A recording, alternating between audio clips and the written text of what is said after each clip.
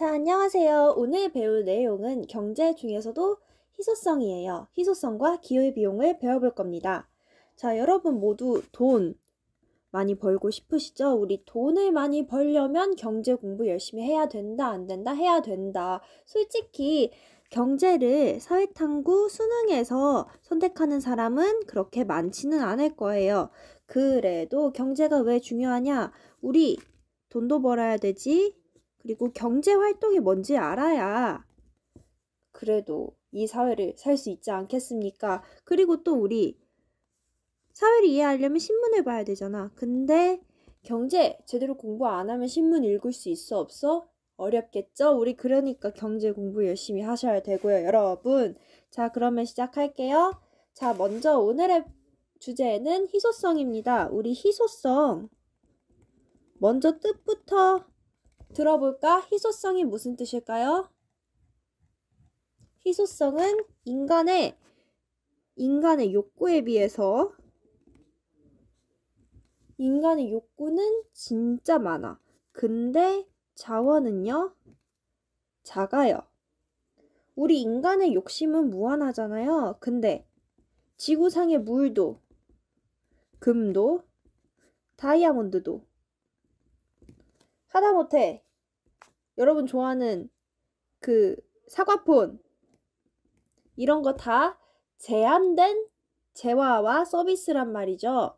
그러니까 우리 인간의 욕구는 무한한데 이를 충족시켜줄 수 있는 자원이 상대적으로 부족한 상태예요. 자, 다시 뭐라고? 인간의 욕구에 비해 이를 충족시켜줄 자원이 상대적으로 부족한 상태. 자, 한 번 더 빠르게 읽어볼게요. 인간의 욕구에 비해 이를 충족시켜줄 자원의 상대적으로 부족한 상태. 자, 여기서 진짜 중요한 부분이 있어요. 뭘까? 맞춰볼 사람? 오케이, 잘했어요. 여기서 제일 중요한 건요. 인간의 욕구에 비해 이를 충족시켜줄 자원이 상대적으로 부족한 상태. 이 부분이에요. 자, 이게 왜 중요할까? 우리 있잖아. 물. 제일 예시 많이 들은 거 해볼게요. 자, 물. 그리고 공기. 우리 물하고 공기 있잖아. 비싸게 팔아요? 싸게 팔아요? 싸게 팔죠. 근데 우리 삶에 꼭 필요해요? 안 필요해요? 매우 필요합니다. 그러면 물이랑 공기를 구하려는 욕심은 많겠죠, 당연히. 그런데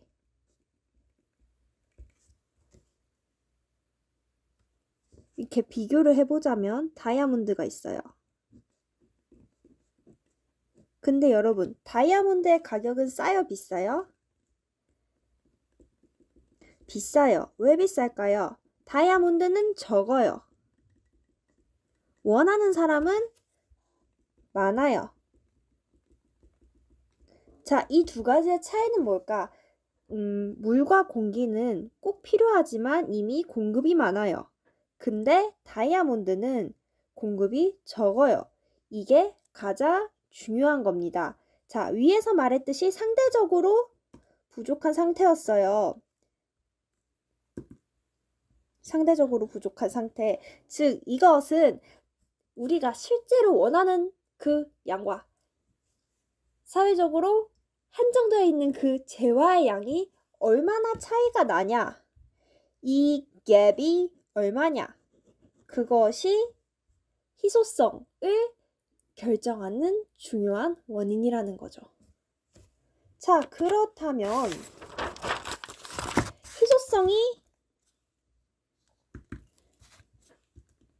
희소성이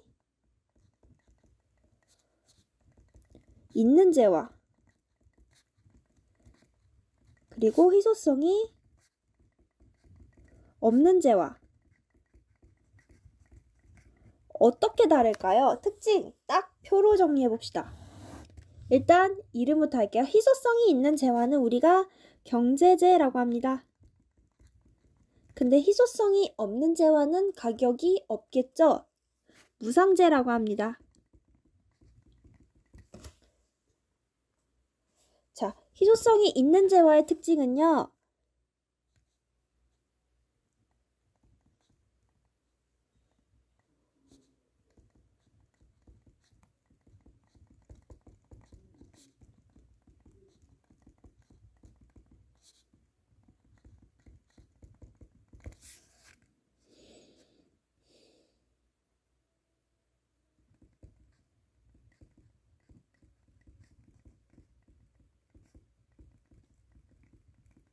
이런 차이라고 할 수 있어요. 예를 들어서 유명한 화가가 그린 유명한 그림은 정말 적죠. 이런 건 희귀재예요. 근데 희귀하면서도 필요가 없는 게 있을 수 있어요. 예를 들면 우리 운동장에서 방금 돌을 하나 주웠다고 하자. 근데 이 돌은 원하는 사람 있어요? 없어요. 근데 세상에 딱 하나밖에 없어. 이게 중요해요? 안 중요해요. 이건 희귀한 거지만 희소하지는 않아요. 근데 반면 그림은 유명 화가가 그린 그림이면 세상에 딱 하나 희귀하면서도 희소해요.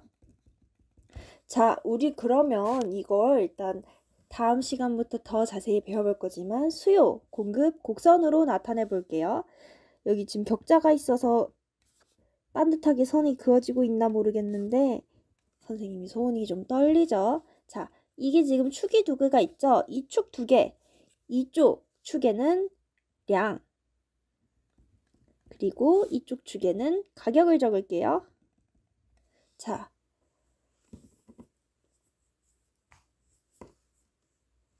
팔리는 재화는요, 수요가 있다 그랬죠? 수요 곡선은 이렇게 우하향하는 곡선, 이렇게 그냥 수요 곡선 딱 적을게요. 영어로 쓸 때는 니라고 씁니다. 간단하게, 그쵸? 그리고 공급 곡선, 이쪽에 생길까요? 이쪽에 생길까요? 어떻게 생길까? 공급 곡선은 우상향하는 곡선인데 수요 곡선이랑 딱 만나는 지점이 있겠죠? 이렇게 생깁니다. 근데 희소성이 없는 재화는 어떻게 생길까요? 자, 여기랑 똑같이 일단 그려줄게요. 자, 수요가 이렇게 있는데 진짜 적어. 수요. 근데 공급은 충분히 많습니다. 자, 여기 보면요. 이 두 곡선이 만나는 지점이 있던가요? 만나는 지점 있어 없어? 없음. 만나는 지점이 없다는 게 무슨 뜻이냐면 가격이 생기지 않는다는 뜻이에요. 자, 가격이 안 생긴다는 건 어떤 상태?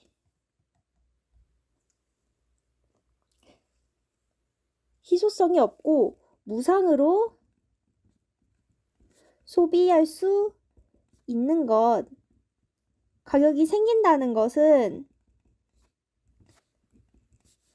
돈을 주고 소비해야 한다는 것. 자, 그러면 여기 지금 안 보이죠? 일부러 안 보이게 해놨어. 자, 근데요, 여러분. 이 희소성이 없는 재화는 영원히 희소성이 없을까요?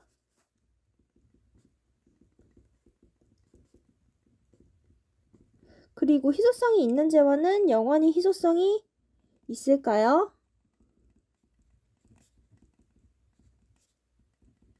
네, 그렇지는 않습니다. 예를 들면요. 이 무상재도요. 수요가 증가하면 경제재로 변하기도 해요.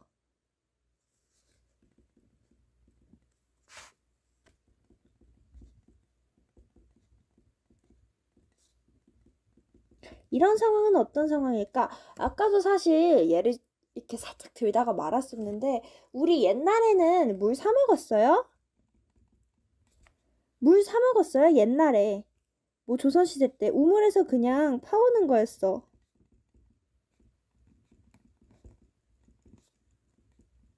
근데 요즘 수도세 내죠. 물은 사는 거예요.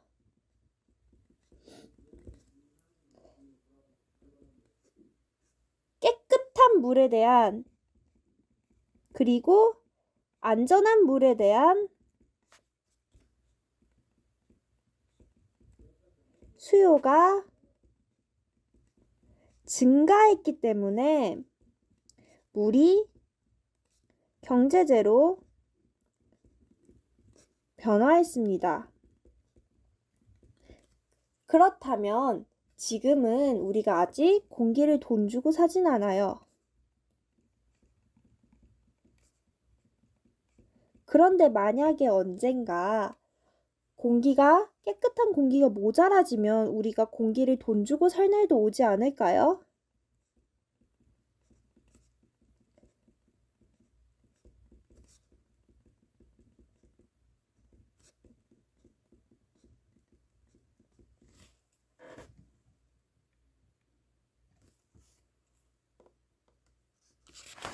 자, 우리 지금까지 희소성에 대해서 배워봤어요.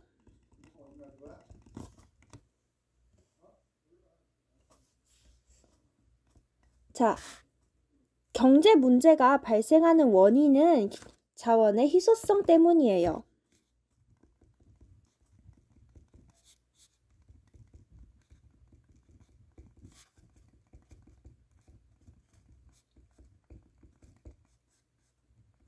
아까 희소성이 뭐라 그랬지? 인간의 욕구에 비해 이를 충족시켜줄 자원이 상대적으로 부족한 상태라고 했죠. 경제 문제라는 건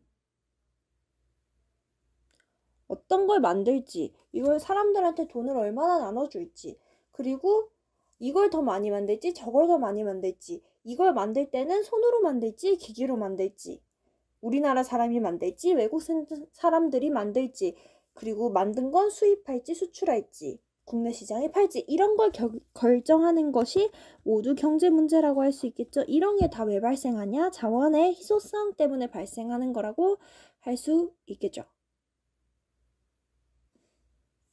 자, 그렇다면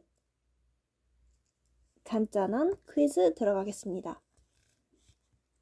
자원이 절대적으로 양이 적은 상태 뭐라고 할까요? 그리고 인간의 욕구에 비해 자원이 적은 상태, 이건 뭐라고 할까요?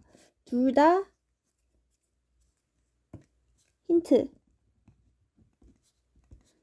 둘 다 희가 들어가는 세 글자 단어입니다.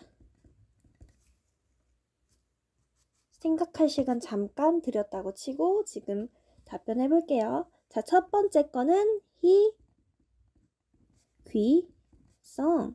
두 번째 거는 희, 소, 성. 우리 이번 내용에서 핵심은 희, 소, 성 이었죠? 네.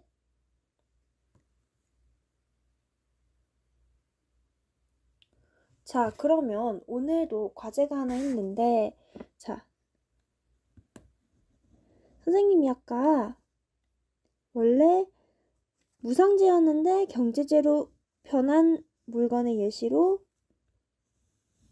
물을 들었죠. 그리고 현재는 무상재지만 앞으로 경제재로 변할 가능성이 있는 물건의 예시도 들었어요.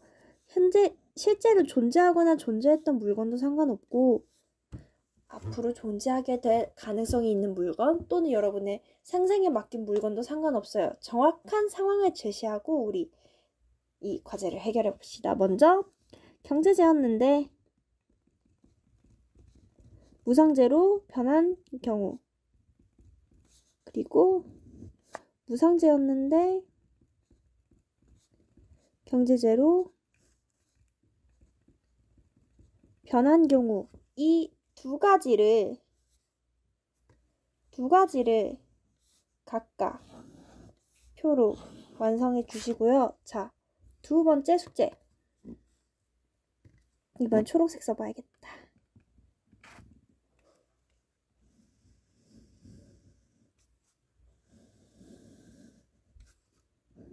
두 번째 숙제는요. 희소성 그리고 희귀성에 관한 내용입니다.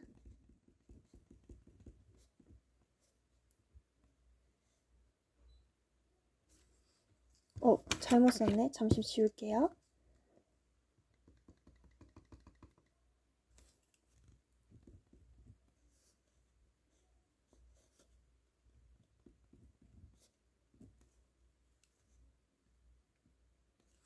그리고 희귀성.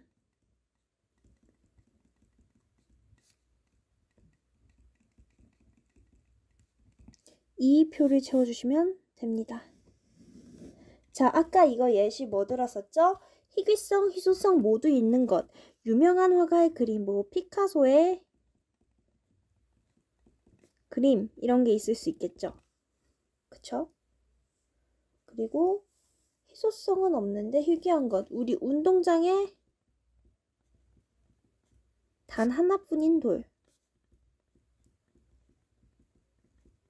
이런 거 있었죠. 그리고 희소하지만 사람들이 많이 안 하지만 희귀하지 않는 우리 제일 예시 많죠. 여기 지금 많잖아. 쌀알 이런 거. 그리고 희소하지도 희귀하지도 않은 것. 모래알 이런 게 있을 수 있겠죠. 자, 선생님이 이렇게 4가지 예시를 들어봤는데 여러분이 원하시는 거 이 표에 새롭게 채워주시면 됩니다. 자, 이게 다음 주 과제예요. 이 표 1, 표 2 두 가지 채워주시는 게 이번에 과제고요.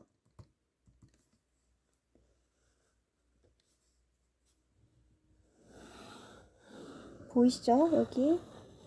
자, 이렇게 빨간색으로 눈에 확 보이게 표시를 해놨는데 과제 안 해오시는 분들은 없을 거라 생각합니다. 자, 그러면 오늘 수업도 한번 마무리를 해봐야 되는데 먼저 앞에서부터 빠르게 간단하게 아주 빠르고 간단하게 복습해볼게요. 우리 경제 왜 배워야 된다? 우리 수능은 제대로 안 보지만 사회생활 제대로 하려면 그래도 경제 배워야 한다. 자, 희소성은 뭐냐? 무한한 인간의 욕심에 비해서 상대적으로 자원이 부족한 상태를 말합니다. 우리 인간 욕심 무한하지만 이런 경제제들은 욕심에 비해서는 적다는 거죠. 이게 실제로 많을 수도 있고 실제로도 적은 걸 수도 있는데 우리의 욕심은 무한하기 때문에 그래도 이 경제제는 부족하다 라고 했죠. 그리고 자, 우리 희소성이 있는 재화와 희소성이 없는 재화에 대해서 했었어요. 희소성이 있는 재화는 경제재, 그리고 희소성이 없는 재화는 무상재 이렇게 배웠고요.